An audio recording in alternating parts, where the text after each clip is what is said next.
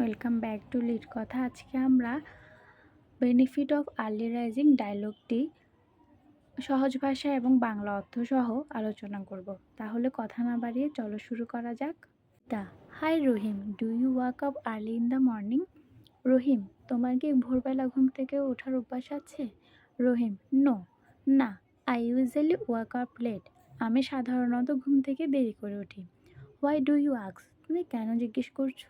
নব্বিতা, early rising is a good habit. Early rising একটি ভালো অভ্যাস। It is helpful for our health. এটা আমাদের স্বাস্থ্যের জন্য খুবই ভালো। রহিম, রিয়েলি? সত্যি? How does it help us? এটা আমাদের কিভাবে সাহায্য করে? নব্বিতা, ইন দ্য মর্নিং, সকালবেলা, the air is fresh and pure. সকালবেলার বাতাস পরিষ্কার এবং ফ্রেশ থাকে।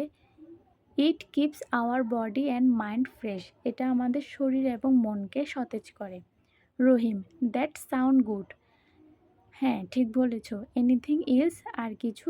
নব্বিতা, yes, we get enough time to study and do our work properly.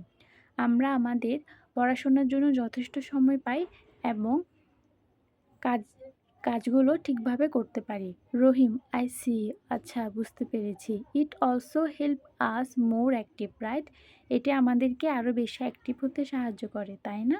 নব্বিতা, exactly, হ্যাঁ তাই। Early risers feel energetic the whole day.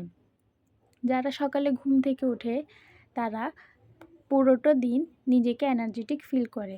Rahim, you R right, তুমি সত্যি বলেছ। I will try to walk up early from tomorrow. আমি আগামীকাল থেকে সকাল সকাল ঘুম থেকে ওঠার চেষ্টা করব। নব্বিতা, দ্যাটস গ্রেট, এটা খুবই প্রশংসনীয়। থ্যাংক ইউ, ধন্যবাদ।